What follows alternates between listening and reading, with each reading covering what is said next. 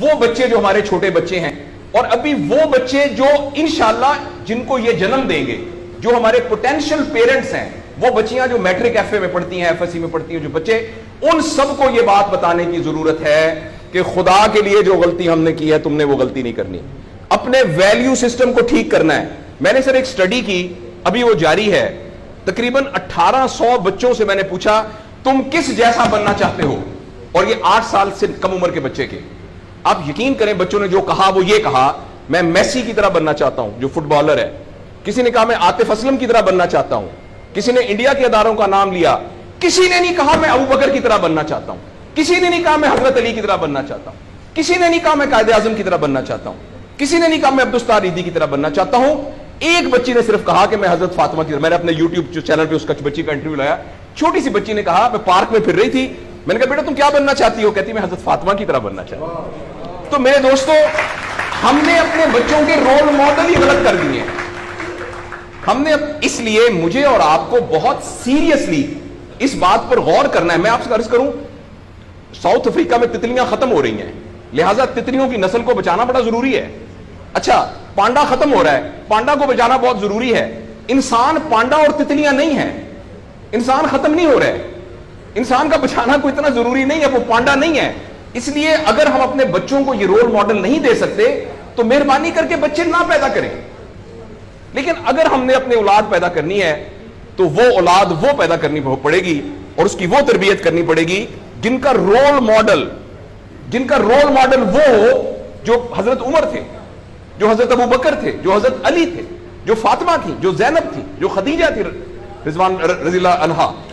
یہ ہمارے role model ہمیں پیدا کرنے پڑیں گے, اور یہ تب ہوگا جب ہمارے اندر سے یہ دو چیزیں ختم ہوں گی.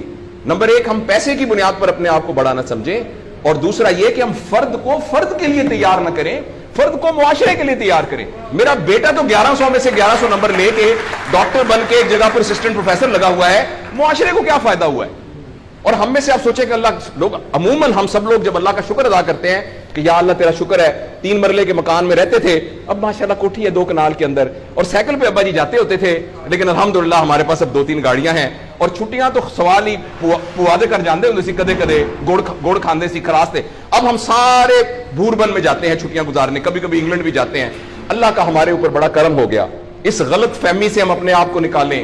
اللہ کا کرم یہ ہے کہ میری وجہ سے, جیسے انہوں نے ویڈیو دکھائی ہے کہ ہمارے یہاں کوئی بلڈ کا کچھ نہیں ہوتا تھا, شکر ہے میری وجہ سے یہ بلڈ والا کام شروع ہو گیا. میں ڈاکٹر ہوں, یہ والی سروس یہاں موجود نہیں تھی, اللہ کا شکر ہے کہ یہ والی سروس اب یہاں موجود ہو گئی ہے.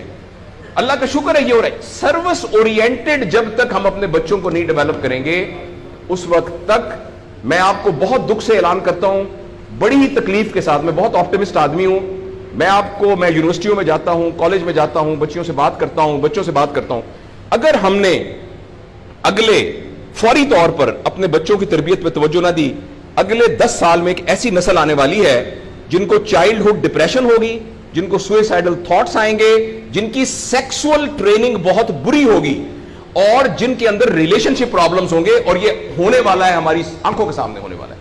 اگر آپ کے ہاتھ میں ایک موبائل ہے, آپ ابھی اپنا موبائل کھول کے فیس بک کھولے, جو پہلی 1.5 منٹ کی ویڈیو آئے گی اس میں ایک نیم برہنہ عورت ناچ رہی ہوگی. اگر آپ کے 8 سال کے بچے کو آپ نے موبائل دیا ہوا ہے, میں آپ کو یقین دلاتا ہوں اس نے ننگی عورتوں کو ناچتا ہوا دیکھ لیا ہے, اور وہ سارے ایکٹ جن کو منہ سے بیان کرتے ہوئے ہمیں شرم آتی ہے, وہ آپ کے 8 سال کا بیٹا اور 8 سال کی بیٹی دیکھ چکی ہے. اس سارے میں ایز اے پیرنٹ ہماری بہت رسپانسبلٹی ہے کہ ہم اس میں انٹروین کریں اور ان کو فزیکل ٹائم دیں, اور ٹائم دے کے ہم یہ 2 چیزوں پر مینلی کام کریں. تو انشاءاللہ العزیز ہمیں امید ہے کہ معاشرہ بچ جائے گا.